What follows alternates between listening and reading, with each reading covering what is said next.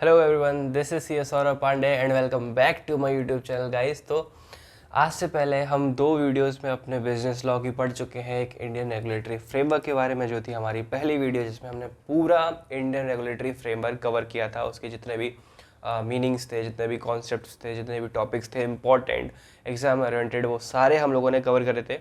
हमारी second video में हमने स्टार्ट किया था इंडियन कॉन्ट्रैक्ट एक्ट 1872, जिसमें हमने सबसे पहले पढ़ा था इंडियन कॉन्ट्रैक्ट एक्ट की थोड़ी बहुत हिस्ट्री के बारे में।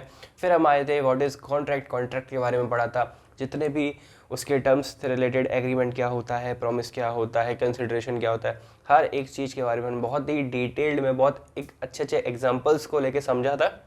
अगर आपको वो समझना है, अगर आपने वो वीडियो नहीं देखी है तो please go and watch that video. उसे आपके बेसिक्स ऑफ कॉन्ट्रैक्ट एक्ट सारे क्लियर हो जाएंगे। उसके बाद हमने पढ़ा था essentials of a valid contract, कि एक वैलिड कॉन्ट्रैक्ट को बनाने के लिए क्या क्या चीज़ों का होना बहुत ही ज़्यादा इंपॉर्टेंट है। तो दोस्तों, ये हमने कवर करा था अपने इंडियन कॉन्ट्रैक्ट एक्ट की फर्स्ट वीडियो में। आज हम स्टार्ट कर रहे हैं अपना इंडियन कॉन्ट्रैक्ट एक्ट की सेकंड वीडियो, जिसमें हम कवर करने वाले हैं आगे के कॉन्सेप्ट, जो कि है हमारी यूनिट 1 के अंडर।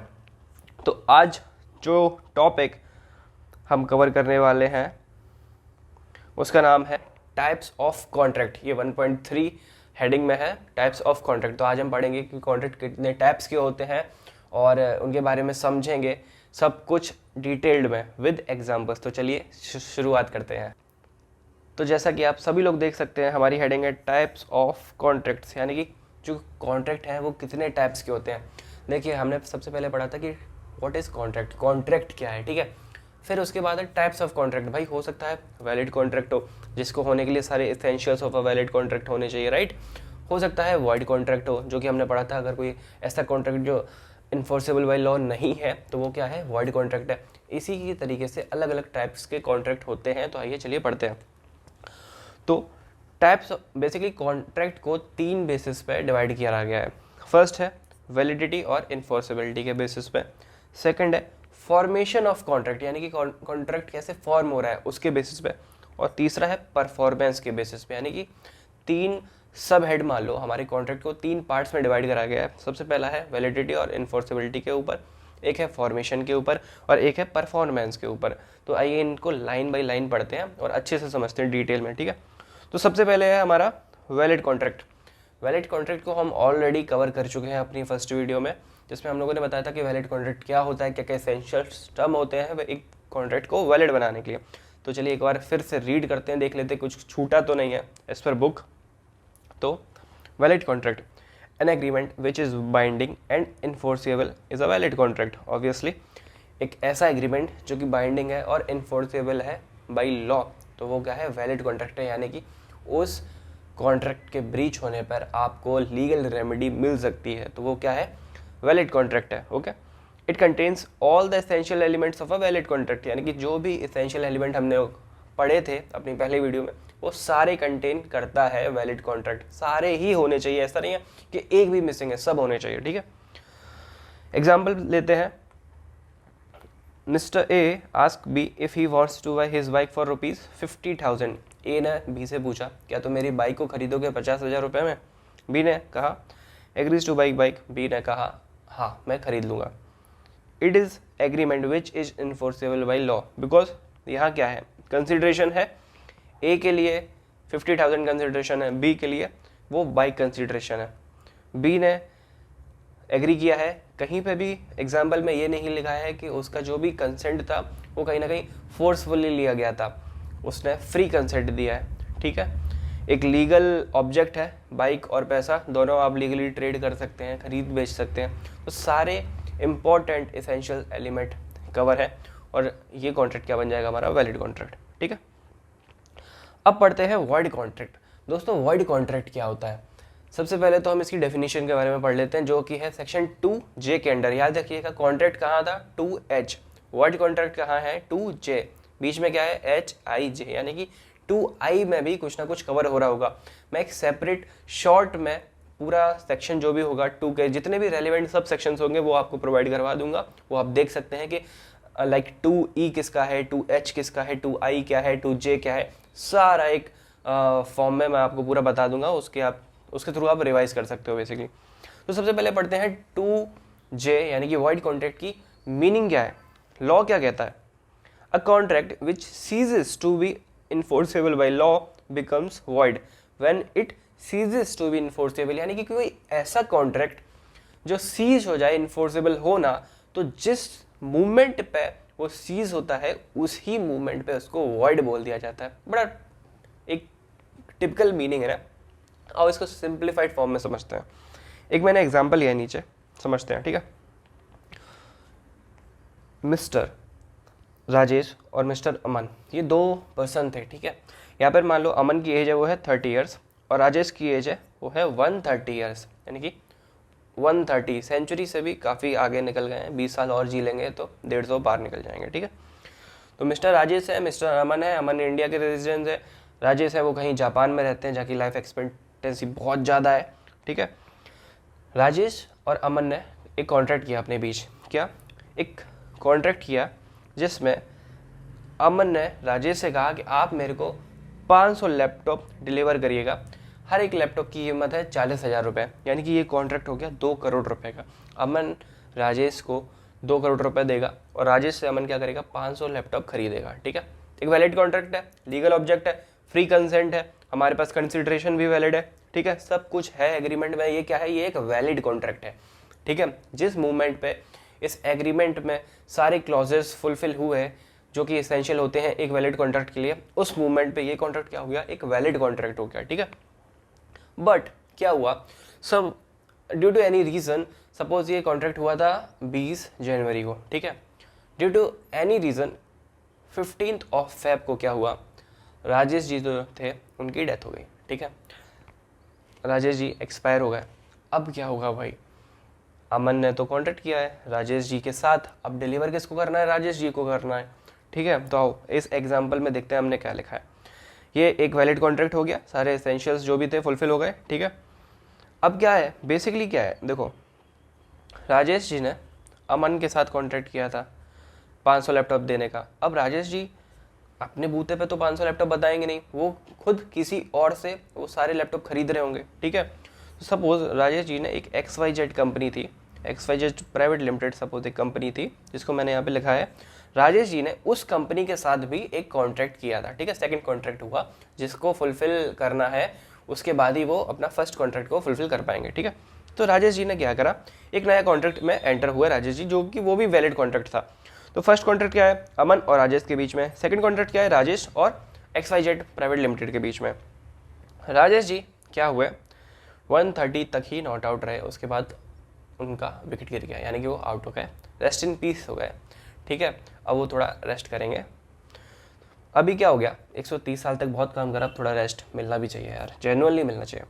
तो अभी क्या हुआ, एक ऐसा कॉन्ट्रैक्ट जो कि जब फॉर्म हुआ था तब वैलिड था, but due to any reason जो कि अनप्रेडिक्टेबल रीजन था और जो किसी के भी कंट्रोल में नहीं था, अनकंट्रोलेबल रीजन था, उसकी वजह से क्या हुआ, राजेश जी की डेथ हो गई, जिसके बाद वो वैलिड कॉन्ट्रैक्ट अब एग्जीक्यूट नहीं किया जा सकता, यानी कि वो वैलिड कॉन्ट्रैक्ट जो बना था वो पूरा नहीं किया जा सकता।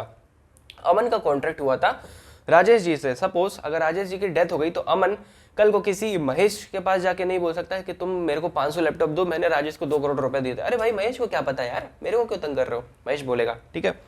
तो ये जो 2 कॉन्ट्रैक्ट हुए, XYZ सेल करेगा लैपटॉप राजेश जी को, ये भी कॉन्ट्रैक्ट क्या था, जिस मूवमेंट में बना था वहाँ पे वैलिड हुआ, ठीक है। But due to an unfortunate reason, unpredictable reason, uncontrollable reason, क्या हुआ, राजेश जी की डेथ हो गई और जिस मूवमेंट पर वो डेथ हुए उस ही मूवमेंट पे ये कॉन्ट्रैक्ट वॉइड हो गया, यानी कि ये कॉन्ट्रैक्ट अब फुलफिल नहीं किया जा सकता है, it is not enforceable by law now at this movement, जिस मूवमेंट पर राजेश जी की डेथ हुई। यानी कि एक ऐसा कॉन्ट्रैक्ट जो किसी भी सर्कमस्टेंसेस की वजह से ceases to be enforceable by law हो गया है, वो हो गया है वॉइड। अब यहाँ पे किसी की कोई गलती नहीं है, ठीक है, एक अनफॉर्चुनेट रीजन था, कह सकते हैं ना कि मौत पे किसी का जोर नहीं चलता, वो चीज़ है। तो अब due to an unfortunate reason Rajesh ji की डेथ हो गई, इसकी वजह से वो कॉन्ट्रैक्ट को अब एग्जीक्यूट कंप्लीट नहीं किया जा सकता है, इसलिए वो कॉन्ट्रैक्ट क्या हो गया, वॉइड हो गया, ठीक है। तो इस कॉन्ट्रैक्ट में क्या हुआ, इस एग्जाम्पल में क्या हुआ, that contract can not be perform, ठीक है, अगर एक वैलिड कॉन्ट्रैक्ट के साथ कोई अनप्रिडिक्टेबल इवेंट जुड़ जाए जिसकी वजह से उसका एग्जीक्यूशन इम्पॉसिबल हो जाए, वहीं पर वो कॉन्ट्रैक्ट वॉइड कॉन्ट्रैक्ट हो जाता है। आइए अब इसकी डेफिनेशन को पढ़ते हैं तो और समझ आएगा। A contract which ceases to be enforceable by law becomes void when it ceases to be enforceable, यानी कि उस मूवमेंट पे, जिस मूवमेंट पे राजेश जी की डेथ हुई थी, उस मूवमेंट पे, उस पर्टिकुलर मूवमेंट पे ये कॉन्ट्रैक्ट क्या हो गया, वॉइड कॉन्ट्रैक्ट बन जाता है। यानी कि एक ऐसा कॉन्ट्रैक्ट जो कि ceases to be enforceable by law है, becomes void at that moment when it ceases to be enforceable by law, यानी कि उस मूवमेंट से वो क्या हो जाएगा। सपोज एक लाइन चलती आ रही थी, ये था वैलिड कॉन्ट्रैक्ट, एक लाइन चलती आई, इस पॉइंट पर आके कोई तो इवेंट हुआ जिसकी वजह से वो ceases to be enforceable by law हो गया। सपोज हमारे एग्जांपल में जैसे डेथ हुई थी राजेश जी की, उस मूवमेंट से वो फर्दर क्या बन जाएगा, वॉइड बन जाएगा, यानी कि वो वॉइड कॉन्ट्रैक्ट हो जाएगा। अब वो कॉन्ट्रैक्ट फुलफिल नहीं किया जा सकता है, it can not B enforceable by law. ठीक है, तो आइए इसके आगे के पढ़ते हैं। दस, a void contract is one which can not be enforce by a law of court, यानी कि वो कोई भी इंडिया का कोई भी कोर्ट उस पर कोई भी फैसला नहीं सुना सकता है। सपोज आपने एक कोई भी कॉन्ट्रैक्ट किया, नॉर्मल सा कोई कॉन्ट्रैक्ट किया किसी पर्सन के साथ, अब सपोज यार उस पर्सन की डेथ हो गई या कोई भी रीज़न रहा, वो पर्सन वो कॉन्ट्रैक्ट को एग्जीक्यूट नहीं कर सकता है, तो ये क्या है भाई, ये वॉइड कॉन्ट्रैक्ट हो गया। यानी कि आपकी भी गलती नहीं है, उसकी भी गलती नहीं है, लेकिन कुछ ऐसा अनफॉर्चुनेट इवेंट हुआ जो अब वो कॉन्ट्रैक्ट हो ही नहीं सकता है। ठीक है, आइए इसमें कुछ एग्जाम्पल्स हैं इनके से भी हम समझते हैं। ठीक है, mister X agrees to write a book with a publisher. Mister X ने क्या बोला, एक पब्लिशर को एग्री किया कि मैं एक बुक लिखूंगा तुम्हारे लिए। ठीक है, such contract is valid obviously, but after few days X dies in an accident, यानी कि एक्स की डेथ हो गई। अब भाई अगर डेथ हो गई तो कैसे लिख देगा बुक यार, ये बताओ। Here the contract becomes void due to the impossibility of performance of the contract, यानी कि वो कॉन्ट्रैक्ट को परफॉर्म करना इम्पॉसिबल हो गया। ओके, दस अ वैलिड कॉन्ट्रैक्ट व्हेन, एक वैलिड कॉन्ट्रैक्ट, ये लाइन अच्छे से याद रखो, इसको हम लोग हाईलाइट कर लेते हैं। A valid contract when cannot be performed because of some uncalled happening becomes void, यानी कि कोई ऐसा कॉन्ट्रैक्ट जो वैलिड था बट किसी भी अनफॉर्चुनेट इवेंट की वजह से अनकॉल्ड हैपनिंग एक हुई जिसकी वजह से वो क्या बन जाता है, void। ठीक है, एक और एग्जांपल है, mister A contract B owner of the factory, B की क्या है, एक फैक्ट्री है। ठीक है, किस बात की फैक्ट्री है, supply of 10 tons of sugar, यानी कि चीनी की फैक्ट्री है, उसकी शुगर फैक्ट्री है। उसने बोला कि 10 टन चीनी मेरे को चाहिए, ए ने बोला बी से। ठीक है, but before the supply is affected the fire caught in the factory and everything was destroyed, एक आग लगी फैक्ट्री में जिसकी वजह से सारा सामान जल के खाक हो गया, चीनी जो थी वो क्या बन गई, लिक्विड चीनी को क्या बोलते हैं पता नहीं, जो भी है। Here the contracts become void, eight that moment वो कॉन्ट्रैक्ट क्या हो जाएगा, वॉइड बन जाएगा। ठीक है, it may be added by way of clarification here that when a contract is void, it is not a contract but at all, but for the purpose of identifying it, it has to be called a void contract। यानी कि basically क्या होता है, एक void जब contract होता है, when a contract is void, it is not a contract, basically अब वो कॉन्ट्रैक्ट रहा ही नहीं है, लेकिन जस्ट बिकॉज हम अंडरस्टैंड कर पाए उस टॉपिक को, उस चीज़ को, इसलिए उसको सिर्फ कॉन्ट्रैक्ट का नाम दिया गया है। यानी कि बेसिकली जब वो चीज़ हो गई वो क्या बन गया, वॉइड एग्रीमेंट बन गया। वाई, हम लोगों ने कॉन्ट्रैक्ट की डेफिनेशन पढ़ी थी, उधर क्या था, N agreement which is enforceable by law. अब वॉइड कॉन्ट्रैक्ट क्या रहता है भाई, विच can not B enforceable by law, यानी कि सिर्फ बचा क्या, एग्रीमेंट पार्ट बचा। ठीक है, लिख के समझते हैं। आओ एक छोटा सा एग्जाम्पल लेते हैं इधर। एक वैलिड कॉन्ट्रैक्ट होने के लिए क्या क्या चाहिए, पहली चीज़ चाहिए एग्रीमेंट, ठीक है, दूसरी चीज़ चाहिए इन्फोर्सेबिलिटी, ठीक है, बाय लॉ। अब वॉइड कॉन्ट्रैक्ट क्या होता है, जिसमें हमारी ये चीज़ होती ही नहीं है, तो बची क्या, सिर्फ एग्रीमेंट। तो वॉइड क्या है, वॉइड कॉन्ट्रैक्ट कुछ है ही नहीं यार, बस टॉपिक को अंडरस्टैंड करने के लिए वर्ड बना दिया गया। वॉइड कॉन्ट्रैक्ट जैसा कुछ नहीं होता, वॉइड एग्रीमेंट हो जाता है वो। ठीक है, अगर वही एग्रीमेंट हमारा इन्फोर्सेबल बना रहता तो वो वैलिड कॉन्ट्रैक्ट रहता। ठीक है, और कॉन्ट्रैक्ट को होने, खुद में कॉन्ट्रैक्ट को होने के लिए भी क्या चाहिए, इन्फोर्सेबिलिटी चाहिए। या और इसको और ब्रीफ में समझे तो देखो, एक चीज़ समझाता हूँ। ठीक है, सब एक चीज़ समझो, कॉन्ट्रैक्ट को होने चाहिए, एग्रीमेंट होना चाहिए और इन्फोर्सेबिलिटी होनी चाहिए। ठीक है, फिर एक होता है वैलिड कॉन्ट्रैक्ट। ठीक है, अब कॉन्ट्रैक्ट की डेफिनेशन तो सेम रहेगी, लेकिन इसको वैलिड बनाने के लिए इसमें सारे एसेंशियल टर्म्स होने चाहिए जो कि जो कि होते हैं फ्री कंसेंट है, लीगल ऑब्जेक्ट है, जो कि हमने अपने फर्स्ट वीडियो में पढ़े थे, ठीक है। सारे एसेंशियल एलिमेंट्स जो भी है वो भी फुलफिल होने चाहिए, क्राइटेरियाज वो भी फुलफिल होने चाहिए वैलिड कॉन्ट्रैक्ट को बनाने के लिए। अब आया वॉइड कॉन्ट्रैक्ट। भाई वॉइड कॉन्ट्रैक्ट में बोल दिया है कि भाई इन्फोर्सेबिलिटी ही नहीं है, तो जब यही नहीं है तो वो कॉन्ट्रैक्ट रहा ही नहीं, वो क्या बन जाता है, हमारा वॉइड एग्रीमेंट बन जाता है बेसिकली भाई, ठीक है। लेकिन सिर्फ टॉपिक को अंडरस्टैंड करने के लिए हमारी बुक में लिखा हुआ है कि वो एक वॉइड कॉन्ट्रैक्ट है। एक और एग्जाम्पल लिया था मैंने वॉइड कॉन्ट्रैक्ट का, आइए इसको भी देखते हैं। अभी जैसा कि आप देख रहे हो करंट में इंडिया और कनाडा के बीच में काफ़ी उलझन चल रही है, ठीक है। खालिस्तान को लेकर इंडिया और कनाडा में काफ़ी बवाल चल रहा है, और जो वहाँ पे एक खालिस्तानी टेररिस्ट को मारा, वो लोग बोल रहे हैं कि इंडियन गवर्नमेंट इसमें इन्वॉल्व है, ठीक है। तो सपोज हमारे पास क्या है, इंडिया है, ठीक है, एक तरफ है हमारा भारत, ठीक है, और दूसरी तरफ है कनाडा, ओके। एक तरफ है कनाडा, एक तरफ है अपना इंडिया। अभी क्या हुआ, सपोज इंडिया से अरविंद और कनाडा से अर्नोल्ड ने, कोई होगा वहाँ पे, इंडिया से अरविंद और कनाडा से अर्नोल्ड ने क्या करा, एक कॉन्ट्रैक्ट फॉर्म करा था, ठीक है। कॉन्ट्रैक्ट हुआ था आयरन और स्टील का। इंडिया कनाडा से काफ़ी चीज़ें इंपोर्ट करती है, इवन काफ़ी सारी पल्सेस इंपोर्ट करती है, आयरन स्टील इंपोर्ट करती है, काफ़ी सारा अच्छा खासा इंपोर्ट करती है इंडिया कनाडा से, ठीक है। तो क्या हुआ, अरविंद ने अर्नोल्ड के साथ एक कॉन्ट्रैक्ट किया था जिसमें वो आयरन और स्टील खरीदने वाले थे। सपोज अरविंद की कोई भी मैन्युफैक्चरिंग यूनिट है अरविंद के पास, जिसमें उसकी रॉ मटेरियल आयरन और स्टील यूज़ होता है, ठीक है। उनके बीच में कॉन्ट्रैक्ट हुआ, कब हुआ, 20 सितंबर को ये कॉन्ट्रैक्ट हुआ, ठीक है। अब ये जब इंडिया और कनाडा के बीच में जो भी कह सकते हैं तलखियाँ आई, जो भी इश्यूज़ हुए, वो कब हुए, वो हुए 25 को। सपोज आफ्टर 20 हुए, और 25 को क्या बोला, इंडियन गवर्नमेंट ने बोला कि हम सारे इंपोर्ट्स बैन कर रहे हैं कनाडा से, यानी कनाडा से आप कुछ भी इंपोर्ट नहीं कर सकते। तो क्या हुआ, इंडिया ने अपना इंपोर्ट बैन कर दिया, इंडियन गवर्नमेंट ने बोला कि आप कनाडा से इंपोर्ट नहीं कर सकते हो, ठीक है। तो 25 को ये इंपोर्ट बैन हुआ। अभी भाई 20 को आपने ऑर्डर प्लेस करा है सपोज कनाडा में, अगर वो 20 को भी चलेगा ना, तो भी मेरे को लगता है कि 25 को इंडिया में नहीं आ पाएगा। तो सपोज 25 के बाद ये ऑर्डर बन के तैयार हुआ था वहाँ पर। अब आप इसको इंडिया में इंपोर्ट नहीं कर सकते, यानी कि उस मूवमेंट पे क्या हुआ, एक अच्छा खासा वैलिड कॉन्ट्रैक्ट किसी अनकॉल्ड हैपनिंग की वजह से क्या हुआ, वॉइड बन गया, जहाँ पर वो इन्फोर्स अब नहीं हो सकता, ठीक है।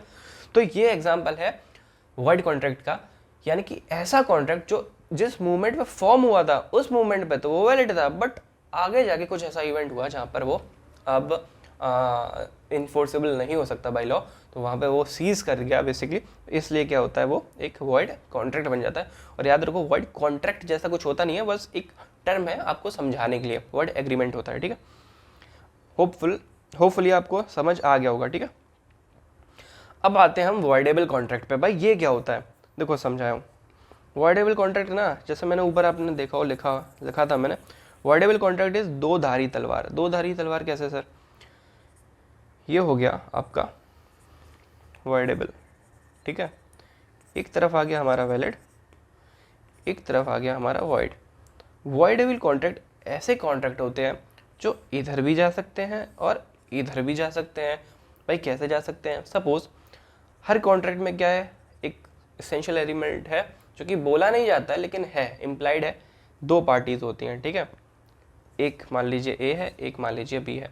कोई ऐसा कॉन्ट्रैक्ट हुआ है जिसमें जो ए है, सपोज एक एग्रीमेंट हुआ ए और बी के बीच में, ए ने बोला कि मैं तुमको अपनी कार सेल करूँगा और कितने रुपए में, 5 लाख रुपए में मैं तुमको अपनी कार सेल करूँगा।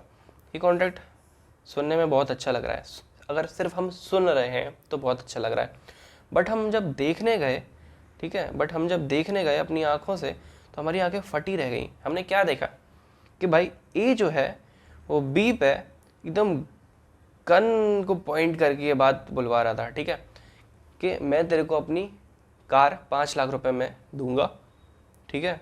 सॉरी, ए ने बोला कि मैं तेरी कार 5 लाख रुपए में खरीदूंगा। नहीं, मैंने क्या बोला था, ए ने, हाँ ए सॉरी, अपनी कार सेल कर रहा है बी को 5 लाख रुपए में, ठीक है। और ये बात जो ए है वो बी को क्या गन पॉइंट पे बुलवा रहा है। यानी कि आपने जब सुना तो बहुत अच्छा लगा, लेकिन जब देखने गए तो पता पड़ा अरे भाई ये फ्री कंसेंट ही नहीं है, ये तो कंसेंट जो है फोर्सफुली ली जा रही है। तो इस मूवमेंट पे वो कॉन्ट्रैक्ट क्या बनता है, वो एक वॉइडेबल कॉन्ट्रैक्ट बनता है। यानी कि सपोज ये कॉन्ट्रैक्ट फॉर्म हुआ, ठीक है, अब बी चाहे, क्योंकि बी के माथे पे तो बंदूक लगी हुई थी, ठीक है, अब बी चाहे तो कोर्ट में जाके ए के खिलाफ शिकायत कर सकता है। और अगर सपोज जैसे जो ए की कार थी उसकी एक्चुअल वैल्यू थी 15 लाख रुपए, लेकिन ए बी को क्या कर रहा है, तू 5 लाख में खरीद मेरी गाड़ी, खरीद तू। इस मूवमेंट पे क्या होगा, सपोज बी का फ्री कंसेंट तो नहीं है, वैलिड कॉन्ट्रैक्ट नहीं है, ठीक है, वर्डेबल है इस मूवमेंट पे। क्यों? क्योंकि फ्री कंसेंट नहीं है। अब इस मूवमेंट पे क्या हुआ, बी को लगा अपना फायदा, यार बात तो ठीक है, 15 लाख की कार है, 5 ही लाख की बेच रहा है, भले ही जबरदस्ती बेच रहा है, खरीद लो ना। अगर उसने अपनी सहमति जाहिर कर दी, अगर उसने यस बोल दिया उस मूवमेंट पे कुछ सोच के, उसकी वजह से नहीं कि उसके वो गन पॉइंट पे किसी और रीजन की वजह से उसने यस बोल दिया, उसे लगा कि मेरा ही फायदा, तो यही कॉन्ट्रैक्ट वैलिड हो जाएगा। और अगर वो नो बोलता है तो यही कॉन्ट्रैक्ट वाइड हो जाएगा। ठीक है, तो आओ एक बार पढ़ते हैं डेफिनेशन को, फिर और अच्छे से समझेंगे इसको। वाइडेबल कॉन्ट्रैक्ट क्या होता है? सेक्शन 2IH वैलिड, कॉन्ट्रैक्ट, आई वाइडेबल कॉन्ट्रैक्ट और जे ऊपर हमारा wide contract. Section 2I defines that an agreement which is enforceable by law at the option of one or more parties thereto, but not at the option of other or others is a voidable agreement, voidable contract, sorry। यानी कि कोई ऐसा contract which is enforceable by law at the option of one party, basically इस question में जो B चाहे तो उस कॉन्ट्रैक्ट को वैलिड बना सकता है, इन्फोर्स करवा सकता है, बट ए चाहे तो ए के पास कोई लिबर्टी नहीं है, ए के पास कोई राइट नहीं है, बिकॉज वो दूसरे पर्सन का कंसेंट जो है वो फोर्सफुली ले राइट कर सकती है। ठीक है, this in fact means where one of the parties to the agreement is in a position और इज लीगली इनटाइटल्ड, यानी कि उसके पास लीगली हक है, और authorise to avoid performing his part, यानी कि बी चाहे तो नहीं खरीदता कार भाई, नहीं देता पैसे, बी चाहे तो अवॉइड परफॉर्मिंग हिज पार्ट, यानी कि अपना पार्ट वो अवॉइड कर सकता है, then the agreement is treated and become voidable. यानी कि उस मूवमेंट पे जहां पर वो चाहे तो अवॉइड कर सकता है, उस कॉन्ट्रैक्ट से पैर पीछे खींच सकता है, कह सकता है ए को कि मैं ये कॉन्ट्रैक्ट में परफॉर्म नहीं करूंगा चाहे कुछ भी हो जाए, तो वो कॉन्ट्रैक्ट क्या हो जाता है, उस मूवमेंट पे वॉइडेबल हो जाता है। ठीक है, following are the situation where a contract is voidable when the consent of the party is not free, जैसा कि मैंने बताया, is caused by coercion, undue influence, misrepresentation और fraud। ठीक है, उन सारे केसेस में क्या है वो voidable हो जाएगा। X promises to sell his scooter to Y, X ने स्कूटर बेचने का Y को बोला 1 लाख रुपए में, however the consent of X has been procured by Y at a gunpoint, same example, X is an aggrieved party, X क्या है, बेचारा है, aggrieved party है, and the contract is voidable at his option but not at the option of Y, यानी कि X के जिसका consent free नहीं था उसके ऑप्शन पे वो कॉन्ट्रैक्ट क्या है, voidable है। ठीक है, it means if X accept the contract become a valid contract, but then Y has no option of rescinding the contract, यानी बेसिकली इसमें क्या है कि अगर मान लो X ने बोला कि ठीक है मैं करूंगा कॉन्ट्रैक्ट, तो Y जो है वो पीछे नहीं हट सकता भाई, उसको वो एग्जीक्यूट करना ही पड़ेगा। लेकिन X के पास ऑप्शन है, यानी कि वॉइडेबल कॉन्ट्रैक्ट में पार्टी जो मोर पावर में है वो एक्स है, दिख भले ही रहा है वाई है कि गन पॉइंट पे ले रहा है, लेकिन लॉ के हिसाब से एक्स ज्यादा पावरफुल है, वो चाहे तो नहीं करे, चाहे तो कर दे। ठीक है, और कोई एग्जांपल है इसमें या नहीं है, देखते हैं। है, when a person promises to do something for another person but the other person prevent him from performing his promise, the contract becomes voidable at the option of the first person। यानी कि suppose मैंने किसी से contract करा कि मैंने suppose एक contract करा, मैं मुंबई में हूँ अभी, मैंने कॉन्ट्रैक्ट करा किसी आगरा के वेंडर से जो कि यूपी में है। मैंने कहा कि मेरे को ये एक पर्टिकुलर गुड है, ये मेरे को चाहिए, मुंबई में आप डिलीवर करवा दीजिए। ठीक है, वो जो ट्रेडर था उसके पास एक ही व्हीकल था। ठीक है, वो क्या करा, उसने अपना सामान लोड करवाया, आगरा से निकला, मुंबई की तरफ आ रहा है, बीच में पड़ा सपोज बीच में पड़ा झांसी में मैंने क्या करा, मैंने अपने बंदे तैनात कर रखे थे, फील्डिंग लगाई उसकी, बेसिकली जो हम लोग बोलते थे स्कूल टाइम में, फील्डिंग लगाई। ठीक है, अब उस ट्रक को मैंने क्या करा, उस ट्रक को ही किडनैप करवा लिया। ठीक है, ट्रक कोई उठवा लिया वहाँ से रास्ते से, अब मैंने ही कॉन्ट्रैक्ट करा, ठीक है, और मैं ही प्रिवेंट कर रहा हूँ उस पर्सन को उस कॉन्ट्रैक्ट को फुलफिल करने के लिए। तो अगर मैं प्रिवेंट कर रहा हूँ, मैं जानबूझ के चाहता हूँ कि मेरे पास वो कॉन्ट्रैक्ट वो माल ना पहुँचे, तो मैं क्या कर रहा हूँ, मैं कुछ तो गलत कर रहा हूँ। तो इस मूवमेंट पे क्या होगा, वो जो पर्सन है सामने वाला जिसके साथ मैंने कॉन्ट्रैक्ट किया था, सपोज उसका नाम है शिखर, उसके साथ अगर मैंने कॉन्ट्रैक्ट किया था, तो Shikhar has the option either he can avoid performing the contract. Basically avoid तो क्या ही करेगा, उसने तो अपना पार्ट परफॉर्म कर ही दिया था, but at his option this contract becomes voidable, sorry, ठीक है। तो there is a contract between a and b to sell car A to B for 2 lakh rupees, हर जगह वही एग्जाम्पल्स होते हैं। On due date of, because easy है ना समझना, on due date of performance a asks b that he does not want to sell his car, here contract is voidable eight the option of B. भाई पहले हुआ कि car cell करूँगा, फिर बोला कि नहीं अब नहीं करूँगा, तो भाई अब करना पड़ेगा, ऐसा नहीं है यार, बी चाहे तो ले सकता है कार, ठीक है। तो ये होता है when a party to a contract, when a party to a contract promises to perform a work within a specified time but could not perform in that time, the contract is voidable at the option of promisee। Basically क्या होता है, जैसे कि इसमें example लिया मैंने 30 minutes pizza वाला जो डोमिनोज का होता है, ठीक है। हमने डोमिनोज को सपोज कोई ऑर्डर प्लेस करा, उस ऑर्डर पे डोमिनोज ने कहा था कि ये पिज़्ज़ा आपको 30 मिनट्स में डिलीवर हो जाएगा, ठीक है भाई। अब सपोज वो पिज़्ज़ा हमको 30 मिनट्स में डिलीवर नहीं हुआ, ठीक है। अगर वो डिलीवर नहीं हुआ तो हमारे ऊपर है कि हम उस पिज़्ज़ा का जो भी अमाउंट था वो रिफ़ंड लें या ना लें। बेसिकली हम क्लेम करें रिफ़ंड या ना करें, हमारे ऊपर है ना। वो कॉन्ट्रैक्ट हुआ, ठीक है। अब बट मेरे ऊपर है कि मैं या तो पैसा लूँ या ना लूँ। मान लो मेरा मन नहीं है, ठीक है यार अभी 100 रुपये कौन रिफ़ंड लेगा, छोड़ो ना, रहने दो। तो वो क्या है, मेरे ऑप्शन पे वॉइडेबल था, मैंने अगर उसको छोड़ दिया तो जानने दो। बट अगर मैं ही उस जगह पे जाता हूँ और बोलता हूँ नहीं मेरे को रिफ़ंड चाहिए बिकॉज मेरी जो पिज़्ज़ा की डिलीवरी थी वो लेट हुई है, तो मैंने उस ऑप्शन को, जो मेरे पास हक था, जो ऑप्शन का राइट था मेरे पास, उसको मैंने एग्जीक्यूट कर लिया, उसको मैंने बेसिकली इन्फोर्स करा दिया, ठीक है। तो ये होता है वॉइडेबल कॉन्ट्रैक्ट, यानी कि जो एग्रीड पर्सन है, जो ऐसा पर्सन है जिसकी फ्री कंसेंट नहीं है, उस सारे केसेस में उस पर्सन के पास ऑप्शन होता है कि वो चाहे तो उस कॉन्ट्रैक्ट को बेसिकली इन्फोर्स करा सकता है। तो ये होता है हमारा बेसिकली वॉइडेबल कॉन्ट्रैक्ट, ठीक है। अब कुछ इसमें है कि डिस्टिंक्शन बताया गया कि वॉइड कॉन्ट्रैक्ट और वॉइडेबल कॉन्ट्रैक्ट में क्या अंतर रहता है बेसिकली। तो देखो जैसे कि मैंने आप पे एग्जांपल लिया था वॉइड और वॉइडेबल का, ठीक है। तो हम समझे कि अगर वॉइडेबल कॉन्ट्रैक्ट बेसिकली अगर ए परफॉर्म करा देता है तो वो वैलिड हो जाता है। ये बेसिकली एक टर्म्स है, आप वो कॉन्ट्रैक्ट तो वॉइडेबल ही रहता है, लेकिन अगर वो एक अच्छे से एग्जीक्यूट हो गया तो वो वैलिड हो जाएगा ना बाद में, ठीक है। और ये चीज़ हमने समझी। अब एक चीज़ समझो पे वो वॉइड हो जाएगा, तो अब पढ़ते हैं क्या होता है। Meaning a contract, void contract तो बेसिकली हमने इतना अच्छे से रट लिया है कि when it ceases to be enforceable, वहाँ पे क्या हो जाता है, वो वॉइड हो जाता है। वॉइडेबल क्या होता है, it can a person who is an aggrieved party can enforce it, ठीक है। उसके बाद ऑप्शन रहता है, तो यही इसकी मीनिंग में लिखा हुआ है।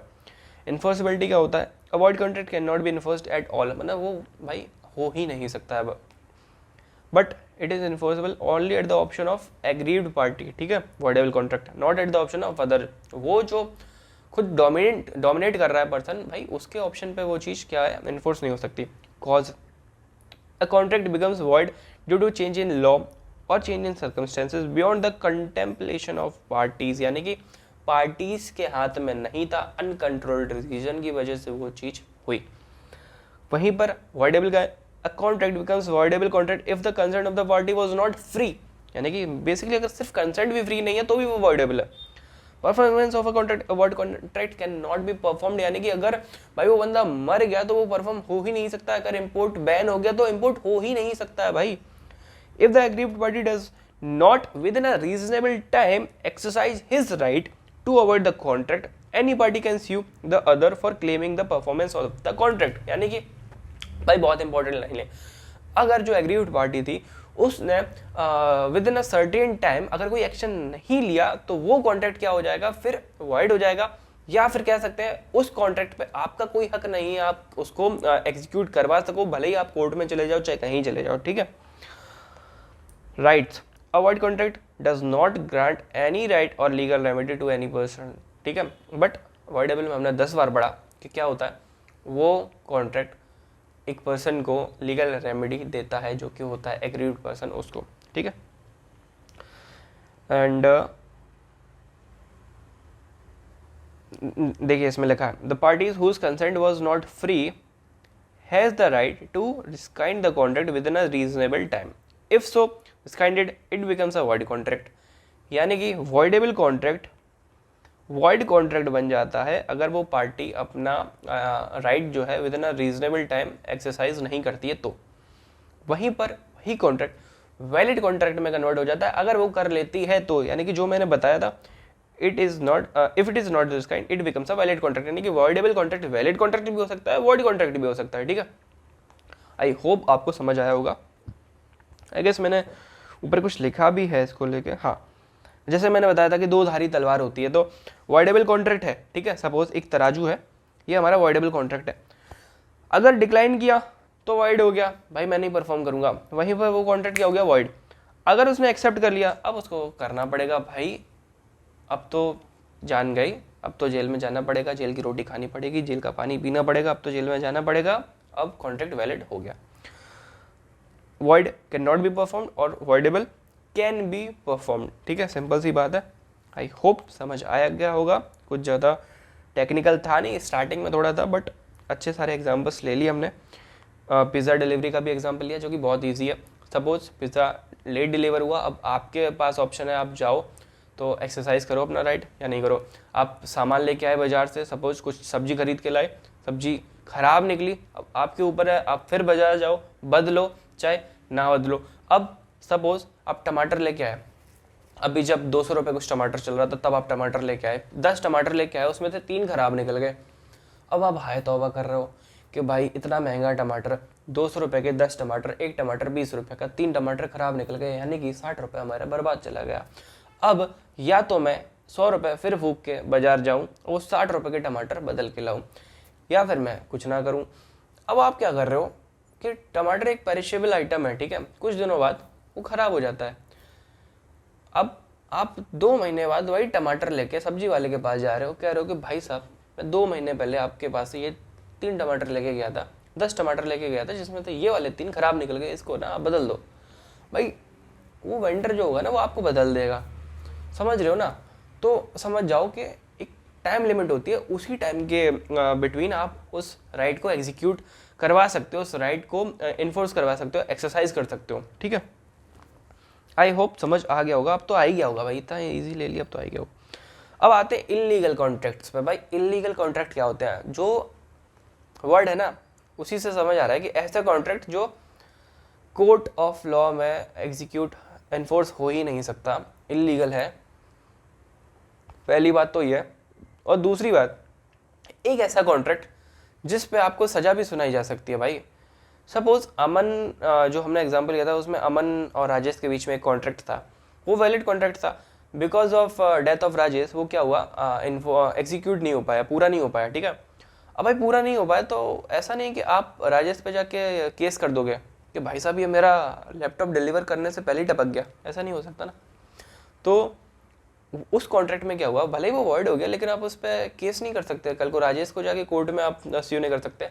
बट इल्लीगल कॉन्ट्रैक्ट में क्या होता है, हो सकता है कि आपके ऊपर केस हो जाए और आपको जेल भी हो जाए, हो सकता है, क्या होगी भाई, इल्लीगल है, ठीक है।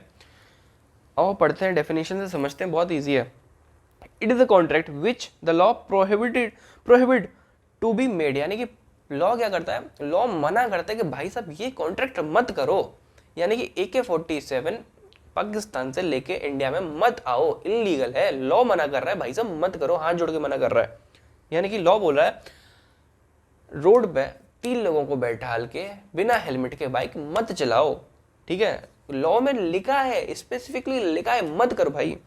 It is a contract which the law prohibits to be made. The court will not enforce such a contract but also the connected contracts. All illegal agreement are void but all void agreement are not necessarily illegal obviously. जैसा मैंने बोला था कि राजेश मर गया तो void हो गया, लेकिन वो इलीगल। एक बीच में लाइन आई जो कि हमने थोड़ा सा मिस करी, बट मिस नहीं करी। The contract will not enforce such a contract but also the connected contracts. अब इसमें क्या हुआ देखो, जैसा कि हमारा ये एग्जाम्पल था राजेश और अमन का, ठीक है, ये कॉन्ट्रैक्ट क्या हुआ था, वॉइड हो गया था। क्यों? बिकॉज राजेश की डेथ हो गई थी। अब सपोज इसी एग्जाम्पल में राजेश जो है वो एक कनाडा का आदमी है, ठीक है, कनाडा, ठीक है, राजेश सपोज कनाडा का आदमी है। अमन और राजेश के बीच में जो हुआ कॉन्ट्रैक्ट एग्जीक्यूट नहीं हो सकता बिकॉज इंडिया ने इम्पोर्ट बैन कर दिया है। बट जो राजेश का था कॉन्ट्रैक्ट XYZ के साथ, भाई वो तो हैम्पर नहीं हुआ ना उस चीज़ से। वो कॉन्ट्रैक्ट क्या होगा, उसको एग्जीक्यूट करना पड़ेगा। सपोज वो सब चीज़ इंडिया में ही हो रही थी और बिटवीन 2 स्टेट्स हो रही थी, और क्या हुआ, वो अर्जुन कपूर और आलिया भट्ट वाला नहीं, बिटवीन 2 स्टेट ट्रेड हो रहा था राजेश और अमन का। तो इसमें बेसिकली क्या हुआ कि ड्यू टू सर्टेन रीजन कोई कर्फ्यू लग गया या कुछ भी लग गया कि माल जो है वो MP से UP में नहीं जा रहा है, MP से महाराष्ट्र में नहीं आ रहा है, महाराष्ट्र से कहीं और नहीं जा रहा है सपोज। तो उस केस में क्या हुआ कि जो कॉन्ट्रैक्ट है, सपोज राजेश और वो XYZ महाराष्ट्र में है और जो हमारा अमन है वो गुजरात में है। अब भाई गुजरात और महाराष्ट्र में जो पर्सन है उनके बीच का कॉन्ट्रैक्ट हैम्पर हो सकता है, सपोज नहीं हुआ किसी रीजन की वजह से, बट जो राजेश ने XYZ के साथ किया था उसमें थोड़ी ना कोई दिक्कत है, वो तो आपको एग्जीक्यूट करना पड़ेगा। यानी कि एक वॉइड कॉन्ट्रैक्ट, एक मेन वॉइड कॉन्ट्रैक्ट के साथ अगर कोई कॉन्ट्रैक्ट जुड़ा होता है तो वो ड्यू टू दैट रीजन कि भाई हमारा प्राइम कॉन्ट्रैक्ट है वो वॉइड हो गया है, उसकी वजह से वो जो कॉन्ट्रैक्ट है वो उसका स्टेटस चेंज नहीं होता, वो वैलिड का वैलिड ही रहेगा। लेकिन इलीगल कॉन्ट्रैक्ट में क्या होता है कि जो दूसरा उससे कनेक्टेड है, ठीक है, वो कॉन्ट्रैक्ट भी, वो जो कोलेट्रल है वो कॉन्ट्रैक्ट भी क्या हो जाता है, हमारा गलत हो जाता है, यानी कि इलीगल और वॉइड हो जाता है। कैसे? Suppose I have entered into a contract of importing some drugs which are illegal from Africa, ठीक है। Now I have entered into another contract, मैं कहाँ का पर्सन हूँ, मैं सपोज महाराष्ट्र में रहता हूँ और मैंने कॉन्ट्रैक्ट एंटर करा है असम का, ठीक है। मैं अफ्रीका से कुछ इलीगल ड्रग्स को इंपोर्ट करूँगा इंडिया में, फिर महाराष्ट्र में, फिर महाराष्ट्र से वो बाय रोड या जैसे भी कैसे असम में पहुँचाऊँगा। अब ये कॉन्ट्रैक्ट क्या है, ये बेसिकली इलीगल है बिकॉज लॉ ने मना कर रखा है भाई साहब मत करो। अब मैंने ये कॉन्ट्रैक्ट कर लिया है, भाई मेरा प्राइम कॉन्ट्रैक्ट क्या है कि मैं असम में कब पहुँचाऊँगा बेसिकली ड्रग्स, जब मेरे पास अफ्रीका से आएगा। अब भाई अफ्रीका वाला ही जो मेन कॉन्ट्रैक्ट है वही इलीगल है, तो ये असम वाला कहाँ से वैलिड हो गया, ये भी इलीगल ही रहेगा, ठीक है। तो बट ये ऐसा वॉइड में नहीं होता, वॉइड का हो सकता है कि दूसरा जो कनेक्टेड कॉन्ट्रैक्ट है वो वैलिड रहे, बट इलीगल का वॉइड ही होता है और इलीगल ही होता है, ठीक है। तो जो भी कनेक्टेड कॉन्ट्रैक्ट्स हैं अपने वो सारे इलीगल हो जाएंगे, वो सारे इन्फोर्स नहीं हो सकते, ठीक है। ये लाइन हमने पढ़ ली थी। Despite this there is a similarity between them is that in both the cases they are void ab initio. Void ab initio का मतलब होता है कि इम्पॉसिबल टू परफॉर्म, यानी कि, और can not B enforceable by law, यानी कि void ab initio. Start, initio मतलब स्टार्टिंग, इनिशिएट, ठीक है, इनिशिएशन से ही वो क्या होता है, वॉइड कॉन्ट्रैक्ट होते हैं। वॉइड एब इनिशियो, स्टार्टिंग से ही उसमें कोई भी ऐसा पैरामीटर नहीं है जिसकी वजह से वो वैलिड कॉन्ट्रैक्ट था, यानी कि वॉइड एब इनिशियो, स्टार्टिंग से ही वो इन्फोर्स नहीं हो सकता, ठीक। कॉन्ट्रैक्ट दैट इज इमोरल और oppose to public policy are illegal in nature. Basically आप दंगे फसाद कहीं करवाने का कॉन्ट्रैक्ट कर रहे हो, आपने क्या करा, एक पार्टी थी उसको आपने कुछ पैसे दिए कि जाओ वहाँ पे दंगा करवाओ जाके, तो वो start void ab initio, starting से ही वॉइड है। याद रखिएगा वॉइड एब इनिशियो बहुत इंपॉर्टेंट वर्ड है। और कंसिडरेशन का कहता है क्विड प्रो क्यो, ये वर्ड्स याद रखो, ये बहुत की वर्ड्स होते हैं, अगर आप एग्जाम में लिख के आओगे, अपने पेपर में लिख के आओगे तो एक अच्छा इम्पैक्ट पड़ता है, ठीक है। तो अभी आते हैं इसकी, आई गेस ये डेफिनेशन है। अकॉर्डिंग टू सेक्शन 2G, ओ वाह 2G, an agreement not enforceable by law is void obviously. The act has specified various contracts due to which an agreement may be considered as void agreement. हम लोग क्या पढ़ रहे हैं, illegal में है ना, हाँ। There are various reasons due to which an agreement may be considered as void agreement. One of these factors is unlawfulness of an object and consideration of the contract, that is illegality of the contract which makes it void. यानी कि illegality भी हो सकती है जो उस contract को basically void बनाए agreement को. The illegal and void agreement differs from each other in the following aspect. यानी कि difference है. void agreement क्या बोलता है कि हम तुमसे अलग हैं, हमको खुद में शामिल मत करो. इलीगल क्या बोलता है कि भाई तुम, मैं भी तो तुम ही हूँ, मतलब जो मैं हूँ वही तुम हो. समझते हैं पढ़ के? पहला वाला समझ आ गया ना कि हम वॉइड कह रहा है कि हम तुम में नहीं है, हम दूर हैं, हम अलग हैं. ठीक है. Avoid contract, avoid agreement is not necessarily illegal, जैसा कि हमने बोला. An illegal agreement is always void, not forbidden under law. भाई अमन को लॉ ने बोला नहीं था कि राजेश के साथ डील मत करो. अरे फॉरबिडन अंडर लॉ मतलब लॉ मना कर रहा है भाई सब मत करो. ठीक है. Parties are not liable for any punishment. Parties are liable to illegal contract are liable to punishment, यानी कि बेसिकली पनिशमेंट तो मिलेगा ही मिलेगा. कोलेटरल एग्रीमेंट यानी कि मेन कॉन्ट्रैक्ट से जुड़े हुए connected agreements. It is not necessary that agreements collateral to void agreement may also be void, it may be valid also, but agreement collateral to illegal agreements are always void. यानी कि अगर कोई contract illegal है, कोई agreement illegal है, तो उससे related connected collateral जितने भी हैं वो सारे ही वॉइड रहेंगे. आई होप आपको इलीगल और वॉइड का मतलब समझ आएगा. सिंपल सा मीनिंग है वॉइड एब इनिशियो, स्टार्टिंग से ही वॉइड, और वॉइड जो कि आफ्टर सम टाइम वॉइड बनते हैं. ठीक है. अनएनफोर्सेबल कॉन्ट्रैक्ट, ऐसे कॉन्ट्रैक्ट जिनको इन्फोर्स नहीं कराया जा सकता है. ठीक है. आओ पढ़ते हैं. Where contract is good in substance but because of some technical glitch or defect, that is absence in writing, barred by limitation etc, one or both the parties cannot sue upon it, it is described as an unenforceable contract. यानी कि कोई ऐसा contract जो कि हर aspect में valid है, हर aspect में. ठीक है. हर एक एलिमेंट जो कि है एसेंशियल वो उसमें प्रेजेंट है, हर चीज़ है, बट फिर भी यार कहीं ना कहीं ऐसी चीज़ है जो आप उसको इन्फोर्स नहीं करा सकते, अनएनफोर्सेबल बाई लॉ है. जैसा कि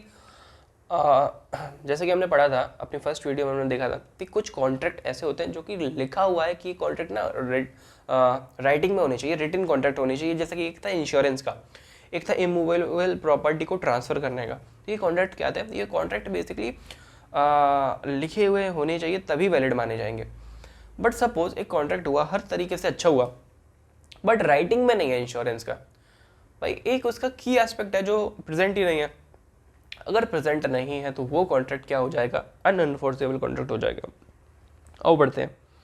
ए brought good from b in 2018 but no payment was made till 2022, यानी कि 4 साल हो गए कोई पेमेंट नहीं दिया है. B can not sue A for the payment in 2022 as it has crossed 3 years and barred by limitation act. बेटा एक याद रखो, एक लिमिटेशन एक्ट होता है जिसमें हर चीज का एक लिमिटेशन दिया रखा होता है कि अगर ये हुआ है तो इसमें आप कितने साल बाद, मतलब कितने साल के अंदर तक उसको केस कर सकते हो. जैसे कि इनकम टैक्स एक्ट है, तो इनकम टैक्स में होता है कि आप सपोज कोई किसी ने गलत टैक्स दिया है या कुछ दिया है, तो सपोज देर एक टाइम लिमिट है कि आप 8 साल तक आपकी फाइल खुल सकती है, 7 साल तक आपकी फाइल खुल सकती है. ठीक है ना. बोलते हैं ना कि फाइल खुल सकती है. अब जैसे कि वैट और जीएसटी, दो पहले वैट चलता था फिर जीएसटी आ गया. ठीक है. तो जीएसटी आया 2017 से, तो लोग बोलते थे हाँ अब वैट से निजात पा गए. भाई साहब अभी नहीं निजात पाए. वैट में ये शायद लिखा हुआ था कि 6 साल तक आपकी, आई गेस मेरे को एग्जैक्ट ईयर्स याद नहीं है, तो 6 साल तक आपकी फाइल खुल सकती है अगर आपने वैट में सपोज आपने कुछ टैक्स को घपलेबाजी करके कुछ टैक्स बचाया था, टैक्स इन्वेड किया था, तो 6 साल तक आपकी फाइल खुल सकती है. तो ये क्या है? ये लिमिटेशन दे रखी है कि 6 साल हो गए उसके बाद भाई आपकी फाइल नहीं खुल सकती. अगर कोई नोटिस आना है आपके पास इनकम टैक्स डिपार्टमेंट से, तो एक टाइम है, उस सर्टेन टाइम से पहले ही आएगा, उसके बाद नहीं आ सकता. अगर सपोज लॉ में लिखा है कि 30 दिन के अंदर नोटिस आना चाहिए, तो 30 ही दिन के अंदर आएगा. अगर सोचो 31वां दिन हो गया, तो आप बेसिकली जाके कोर्ट में कह सकते हो कि ये नोटिस लेट आया है और मेरे को इस पर कोई भी एक्शन लेने की जरूरत नहीं है, और वो बिल्कुल आपकी बात मानी जाएगी. तो एक ऐसा कॉन्ट्रैक्ट जो हर एस्पेक्ट में वैलिड था, but due to some reason कोई टेक्निकल ग्लिच या किसी भी कारण से वो वॉइड नहीं हुआ, बट आप उसको इन्फोर्स नहीं करा सकते हैं. ठीक है. तो वो क्या हो जाता है? अनएनफोर्सेबल कॉन्ट्रैक्ट बन जाता है. Similarly an agreement for transfer of immovable property should be written for being enforceable, obviously जैसा कि हमने बात करी थी, ठीक है। अब जैसा कि होता है एक डिफेमेशन केस होता है ना, मानहानि का केस, तो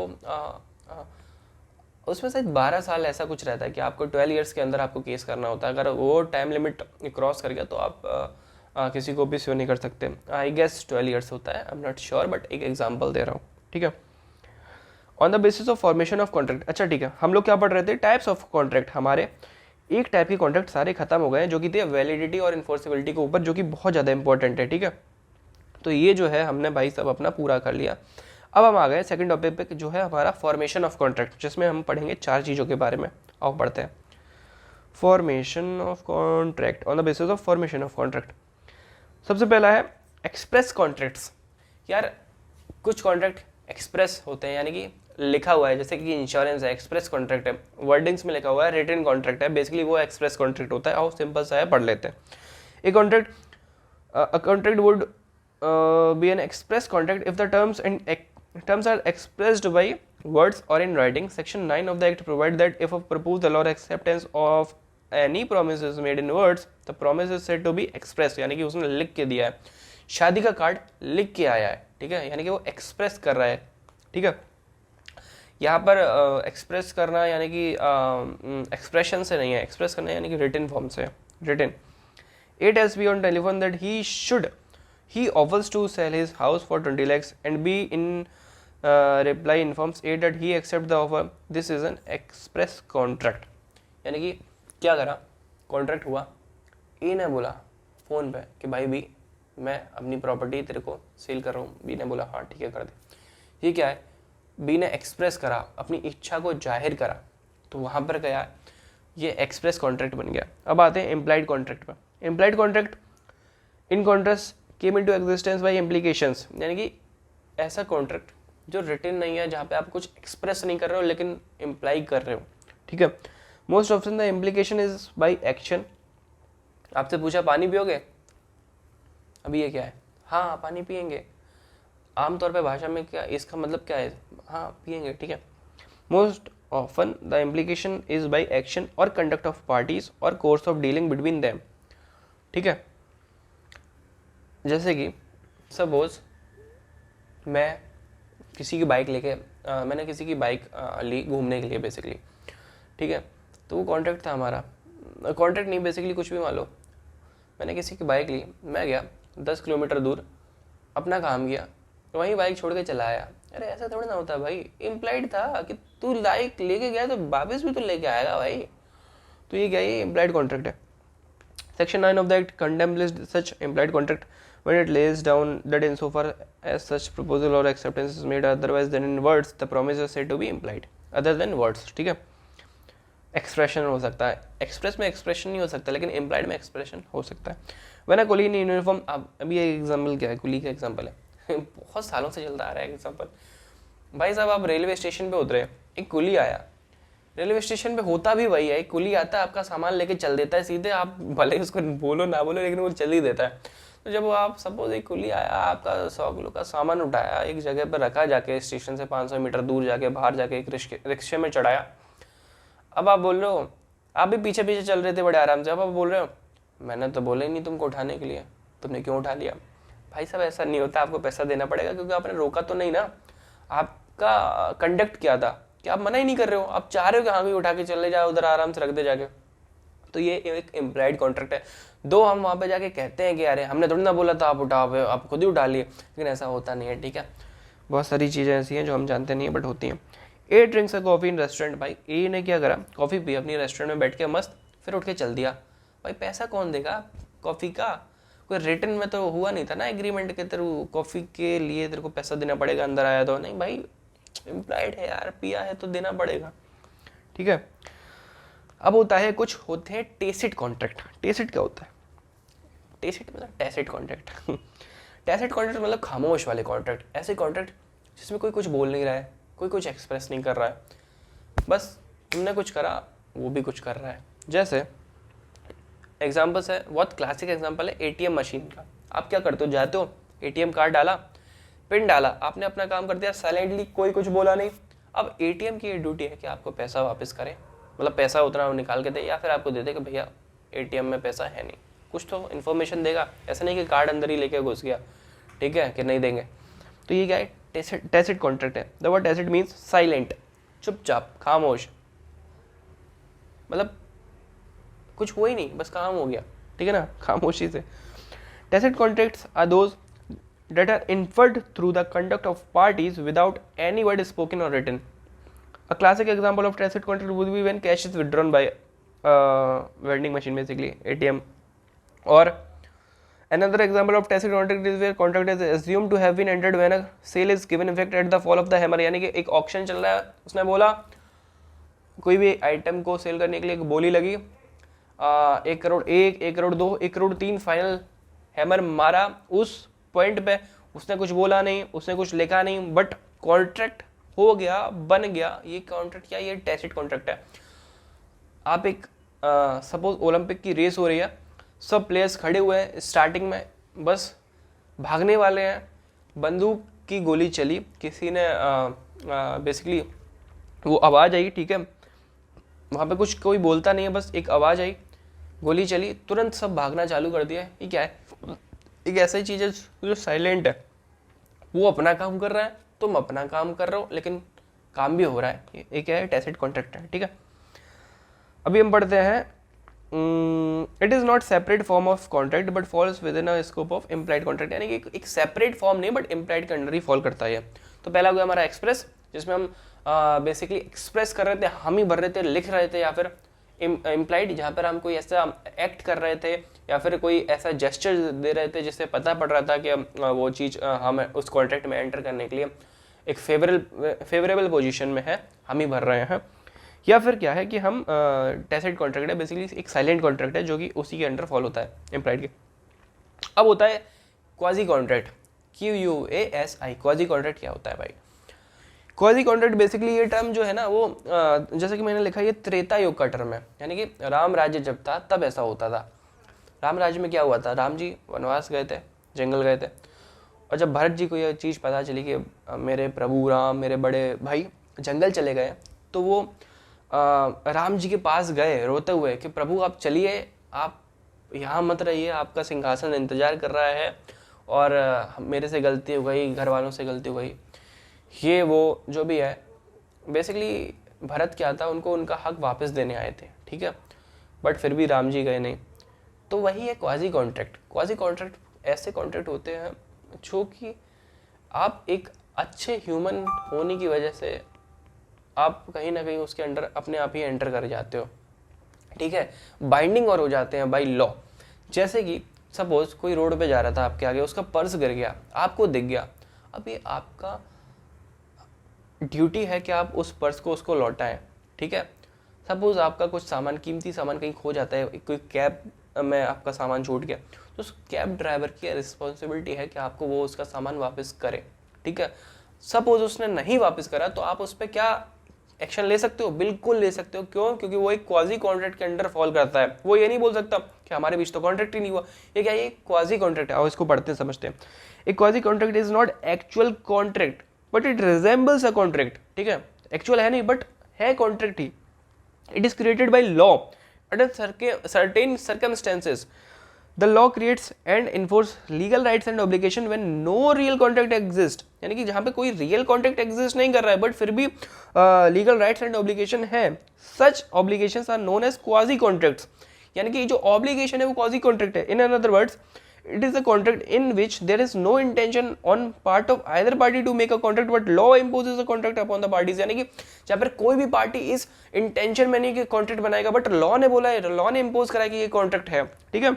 obligation of finder of lost goods to return them to the true owner और liability of a person to whom money is paid under mistake to repaid back. कई बार क्या होता है ना कि हम सपोज किसी दुकान पे गए हैं, उसने बोला 87 का सामान है, हमने उसको 83 दिए, उसने बोला 2 रुपए कम दो, 2 रुपए ज्यादा दो, और इसी हड़बड़ में क्या हुआ, उसने ज्यादा रुपए आपको वापस कर दिए। सपोज 25 वापस करने थे, आपको 55 वापस कर दिए। हम पैसा लेके भागाते हैं, बड़ा खुश होते हैं।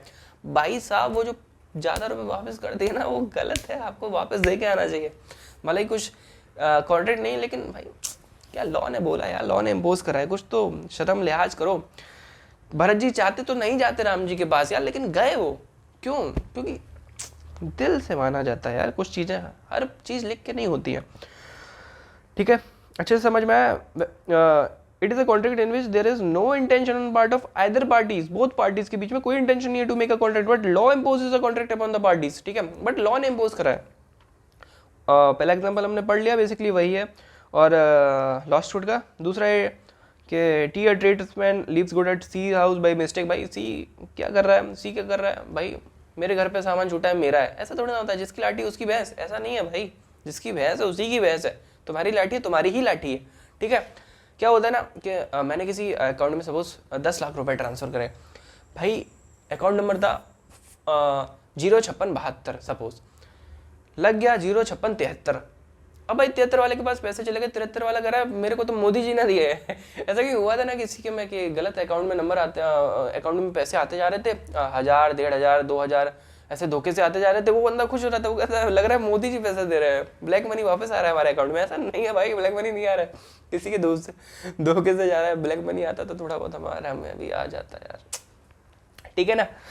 15 लाख का तो आधा हुआ था, देखते हैं कब आएगा। तो ये होता है क्वाजी कॉन्ट्रैक्ट, ठीक है। आई होप आपको समझ आएगा, एक ऐसा कॉन्ट्रैक्ट जो कि बना नहीं है बट इन्फोर्स, लॉ ने इन्फोर्स कर रखा है, लॉ ने राइट्स एंड ऑब्लिगेशन को डिटरमाइन कर रखा है, ठीक।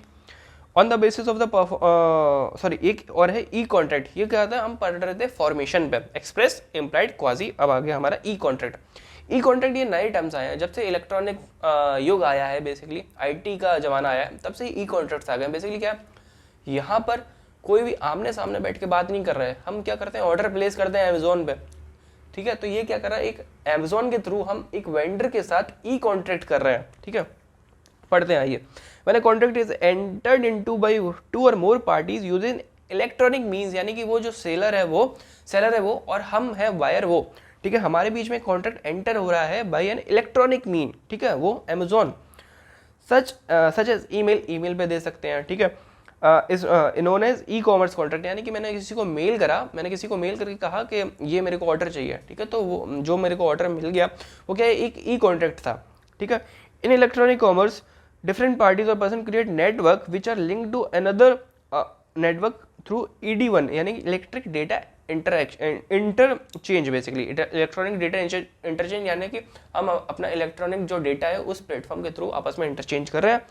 This helps in doing business transaction using electronic mode. Obviously e commerce का जमाना है आजकल, बहुत ही तेजी से ग्रो भी कर रहा है। अलीबाबा, अमेजोन, फ्लिपकार्ट, मिंत्रा, मीशो, भाई भर के है ये सारे प्लेटफॉर्म्स हमारे पास, जिसके थ्रू हम क्या कर रहे हैं, ई कॉन्ट्रैक्ट में बेसिकली एंटर कर रहे हैं। हमेशा देखिएगा ना उसमें आता है इनवॉइस नहीं आती है, ई इनवॉइस आता है, इलेक्ट्रिक इनवॉइस। आप कभी फ्लाइट की टिकट बुक करेंगे, आपके पास क्या आएगा, ई टिकट आएगा, ठीक है। तो वो सब क्या है, ई कॉन्ट्रैक्ट के अंडर फॉल करता है। These are known as EDI contract और साइबर कॉन्ट्रैक्ट। और माउस क्लिक कॉन्ट्रैक्ट क्या है कि बेसिकली माउस क्लिक कॉन्ट्रैक्ट, आपने एक क्लिक करा, ठक करा, सीधे आपका कॉन्ट्रैक्ट एंटर हो गया। भाई माउस क्लिक क्यों, टैप कॉन्ट्रैक्ट भी तो हो सकता था, जरूर हम फोन में कैसे माइक लगाते हैं, लेकिन फोन से भी तो करते हैं, पता नहीं। माउस क्लिक कॉन्ट्रैक्ट, ठीक है। तो फॉर्मेशन में हमारे 4 टाइप थे, उससे पहले भी हमारे 4 ही टाइप थे, सॉरी 5 टाइप थे उससे पहले। पहला कौन सा था, वैलिडिटी में, valid contract, void contract, voidable contract, illegal contract, unenforceable contract. अब हमारे पास फॉर्मेशन 4, एक्सप्रेस, इम्प्लाइड, इम्प्लाइड के अंदर टेस्ट वो अलग है, एक्सप्रेस, इम्प्लाइड, क्वाजी और हमारा लास्ट हो गया ई कॉन्ट्रैक्ट। अब हम आते हैं हमारे नए टॉपिक पे, जो कि है on the basis of performance. भाई साहब परफॉर्मेंस क्या है, परफॉर्मेंस बेसिकली 2 या 3 हम बोल सकते हैं, एक मेजर एस्पेक्ट कि वो उसमें कि वो 2 में डिवाइडेड है, लेकिन 2 में नहीं 4 में डिवाइडेड है एक्चुअली। जो सेकंड पार्ट है वो 2 में डिवाइडेड है, ठीक है। बढ़ते हैं on the basis of performance. मैं तब से क्या बोल रहा हूँ, एक वर्ड का मैं बहुत यूज़ कर रहा हूँ कि वो जो वैलिड कॉन्ट्रैक्ट है वो जब एग्जीक्यूट हो गया, ठीक है। तो on the formation, on the basis of performance सबसे पहला वर्ड आता है एग्जीक्यूटेड कॉन्ट्रैक्ट, यानी कि ऐसे कॉन्ट्रैक्ट जो एग्जीक्यूट हो गए, जो कि कंप्लीट हो गए। पढ़ते हैं, the consideration in a given contract could be an act और फॉरबेरेंस, यानी कि किसी को कुछ एक्ट करने को बोला गया या फिर किसी को कुछ ना करने के लिए बोला गया, वो कंसिडरेशन क्या है। When the act is done, वो काम हो गया है, और एग्जीक्यूटेड, और the forbearance is brought to on record, यानी कि या तो वो काम कर दिया गया है या वो जो चीज़ रोकने को मना करी गई थी वो रोक दी गई है। The contract, then the contract is an executed contract, जब एक कॉन्ट्रैक्ट के सारे टर्म्स एंड कंडीशन फुलफिल हो गए हैं, वहाँ पे वो कॉन्ट्रैक्ट एग्जीक्यूट हो जाता है, खत्म, ठीक है, खल्लास, tata bye bye. When a grocer sells sugar on cash payment it is an executed contract, cash दिया, चीनी दी, खत्म, ठीक है। अब सेकंड फॉर्म आता है एग्जीक्यूटरी। एग्जीक्यूटरी कॉन्ट्रैक्ट एक ऐसा कॉन्ट्रैक्ट है जहां पर जो टर्म्स एंड कंडीशन है वो कुछ दिन में फुलफिल होंगी, ठीक है। जैसे in an executory contract the consideration is reciprocal promise और ऑब्लिगेशन। यहाँ पर हम दोनों आपस में कुछ बोल रहे हैं कि भाई आज 1 तारीख है, सपोज मैंने बोला मैं तुमको 5 तारीख को 10 रुपए दूंगा, तुम मेरे को एक किटकैट देना। ये क्या है, एग्जीक्यूटरी कॉन्ट्रैक्ट है। हम कॉन्ट्रैक्ट में एंटर कर गए, बस उस डेट पे वो एंटर फुलफिल नहीं हुआ है, कंप्लीट नहीं हुआ है, वो एक फ्यूचर डेट पे होने वाला है, ठीक है। such consideration is to be performed in future only and therefore these contracts are described as executory contract. When G agrees to take the tuition of H, a pre-engineering student from the next month, and H in consideration promised to pay G rupees 1000 per month, ठीक है। The contract is executory because it is yet to be carried out. अब इस हाँ ठीक है, अब ये हो गया एग्जीक्यूटरी। अब एग्जीक्यूटरी को क्या है, बेसिकली 2 पार्ट्स में डिवाइड करा गया है, एक है बायलैटरल, एक है यूनिलैटरल। एग्जीक्यूटेड, एग्जीक्यूटरी, ठीक है, लिख के देखते हैं, एग्जीक्यूटेड और एग्जीक्यूटरी, ठीक है। इसको 2 पार्ट में डिवाइड किया गया है, एक यूनि और एक बाई, ठीक है। यूनिलैटरल में क्या, unilateral contract is a one sided contract in which one party has performed his duty and obligation and the other parties obligation is outstanding. बहुत क्लासिक एग्जांपल, ऊपर ट्यूशन वाला, एडवांस में आप पैसा देते हो, आपने सीए फाउंडेशन लॉ की क्लासेस लगाई, 1 अप्रैल से आपने क्लास लगाई, आपने 1 अप्रैल को ही सपोज क्या हुआ, 1 अप्रैल से क्लास स्टार्ट होनी थी, आपकी फीस सबमिट करी आपने 1 मार्च, 1 महीने पहले आपने अपना परफॉर्मेंस फुलफिल कर दिया, उस बंदे का पेंडिंग है, वो उसका जो पेंडिंग है यूनिलैटरल कॉन्ट्रैक्ट है, ये यूनिलैटरल बन गया ये, क्यों, क्योंकि आपने अपना परफॉर्म कर दिया, वन साइडेड हो गया परफॉर्म, दूसरे पार्टी का भी ऑब्लिगेशन पेंडिंग है। इवन अगर आपने 1 तारीख को ही दे दिया, 1 अप्रैल को आपने 1 महीने की फीस दी, तो वो जो 1 महीने पढ़ाएगा उसका पूरी का फीस आपने फर्स्ट डे दे दिया, यानी कि उसका पेंडिंग अभी ऑब्लिगेशन, ठीक है, उसका काम करना अभी बाकी है। तो ये क्या, ये एक यूनिलैटरल कॉन्ट्रैक्ट है। एग्जाम्पल पढ़ते हैं, mister M advertises payment of award of rupees 50,000 to anyone who finds his missing boy and brings him. As soon as B traces the boy, when there comes into existence an executed contract because B has performed his share of obligation and it remains for P. Basically क्या हुआ कि M का बेटा हो गया, M ने बोला 50,000 रुपये गुमशुदा की जो तलाश करेगा उसको, B ने ढूंढ लिया, B ले आया M के पास, भाई साहब ये रहा आपका लड़का, भाग गया था लड़की के चक्कर में, ठीक है। बी लड़का ले आया घर पे, अभी क्या है, बी ने अपना परफॉर्मेंस फुलफिल कर दिया, अभी एम का ऑब्लिगेशन पेंडिंग है, एम को 50,000 रुपये देने हैं, ये क्या है, ये यूनिलैटरल कॉन्ट्रैक्ट है। आई होप समझ आया होगा। अब पढ़ते हैं bilateral contract. A bilateral contract is one where the obligation और promise is outstanding on the part of both the parties, यानी कि दोनों पार्टीज में अगर पेंडिंग है तो वो है बायलैटरल कॉन्ट्रैक्ट, ठीक है। जैसे कि इसमें एग्जाम्पल है, ए ने क्या करा, ए ने सपोज अपना प्लॉट ए सेल करेगा बी को, ए ने वो प्लॉट की कीमत थी 10 लाख रुपए, ठीक है। ए ने बोला बी अभी 2.5 लाख रुपए रखो एडवांस में, मैं तुम्हें बाकी के पैसे बाद में देता हूँ। बी ने बोला ठीक है भाई, तुम क्या करो, ऑन द अदर ए ने क्या करा, पोजीशन दे दिया कि तुम पोजीशन ले लो, अपना काम चालू कर दो, लेकिन ऑफिशियली जो सेल डीड पे ठप्पा लगेगा वो मैं तभी दूंगा जब पैसा पूरा मिल जाएगा। आप जब कोई कार लेते हो या बाइक लेते हो, फाइनेंस पे लेते हो, तो आप एक डाउन पेमेंट देते हो, ठीक है। बोलते नहीं जैसे कि Apache RTR now available just ₹4,999, भाई 5,000 की कोई बाइक नहीं आती, यानी कि 5,000 वो डाउन पेमेंट है, आप उतना दो मिनिमम अमाउंट, आप उतना डिपॉजिट करो, अर्नेस्ट मनी उतना डिपॉजिट करो, उसके बाद आप बाइक लेके जाओ। अब उस बाइक का पोजीशन आपके पास है, पोजीशन मतलब you can use that thing, ठीक है। उस बाइक को आप चला रहे हो खूब, उड़ा रहे हो खूब, ठीक है, मस्त मौज कर रहे हो, लड़की घुमा रहे हो उस पर बैठा के, पोजीशन आपके पास है, you can use that, but you are not the owner of that bike at that moment. जब तक आप उसका पूरा पैसा नहीं दे देते हैं तब तक आपको उसकी ओनरशिप नहीं मिलती है। तो ये क्या है, ये है बायलैटरल कॉन्ट्रैक्ट, यानी कि उसके एंड से भी कुछ चीज़ पेंडिंग है, उसके एंड से आपको बाइक की ओनरशिप देना पेंडिंग है, आपके एंड से क्या है, पूरा कंसिडरेशन उस बाइक का 50,000 रुपये या जो भी 60,000 रुपये वो देना पेंडिंग है। तो ये कॉन्ट्रैक्ट क्या है, बेसिकली ये कॉन्ट्रैक्ट एक बायलैटरल कॉन्ट्रैक्ट है।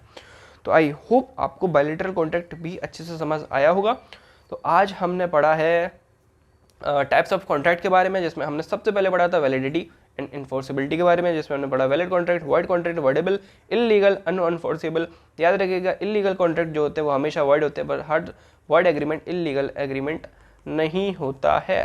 दूसरा एक्सप्रेस, यहाँ पर हम रिटन फॉर्म में दे रहे हैं या फिर कोई भी बेसिकली वर्ड्स में बोल रहे हैं, इम्प्लाइड जेस्चर कर रहे हैं, ऐसा कंडक्ट कर रहे हैं जिससे पता पड़ रहा है कि हाँ ये मान गया है, ठीक है। क्वाजी कॉन्ट्रैक्ट जहाँ पर लॉ आपके राइट्स एंड ऑब्लिगेशन को सेट करती है, जहाँ पे both parties are not in any intention to create a contract, ठीक है। ई कॉन्ट्रैक्ट ई कॉमर्स के थ्रू, ठीक है, sorry e commerce e electronic platform के थ्रू, इलेक्ट्रॉनिक डेटा इंटरचेंज, ठीक है। परफॉर्मेंस 4 टाइप बेसिकली दो बट 4, एग्जीक्यूटेड जो कंप्लीट हो चुका है, एग्जीक्यूटरी जो इन फ्यूचर कंप्लीट होगा, उसके पार्ट बायलैटरल जहाँ पे एक पार्टी ने कंप्लीट कर दिया है, दूसरे को बचा है यूनिलैटरल, सॉरी, और जहाँ पे बायलैटरल यहाँ पे दोनों का थोड़ा थोड़ा बचा है। तो आई होप आपको आज की वीडियो में जो भी टॉपिक्स पढ़ाए गए अच्छे से समझ आए होंगे। एक बार रिवाइज कर लीजिएगा, एक बार जो भी मीनिंग है वो अच्छे से समझ लीजिएगा, बहुत ईजी है, अच्छे से समझ आ गया होगा। अब हम अपनी नेक्स्ट वीडियो में कवर करेंगे टॉपिक जो कि होगा proposal offer, section 2A of the Indian contract act. Proposal क्या होता है, ऑफर क्या होता है, याद करो स्टार्टिंग थी हमारी, ए proposal when accepted becomes a agreement, ठीक है। तो ये हमारी स्टार्टिंग थी, इसको हम स्टार्टिंग में से दोबारा से देखेंगे आगे आने वाले टॉपिक्स में क्या है। मैंने अभी तक ज़रा सा भी एक भी डॉट नहीं लगाया, एक बार देखते हैं इसमें क्या है, पढ़ेंगे अच्छे से, समझेंगे इसको भी। तो आई होप आपको ये वीडियो अच्छे से समझ आया होगा। देखो पसंद आया नहीं आया, अगर पसंद तभी आएगा जब आपको समझ आएगा, तो आई होप आपको समझ आया होगा। मिलते हैं अपनी नेक्स्ट वीडियो में अपने नेक्स्ट टॉपिक के साथ, जो कि है 1.4 proposal offer in an contract जो भी था। तो इसी के साथ अलविदा, मिलते हैं नेक्स्ट वीडियो में। Thank you very much.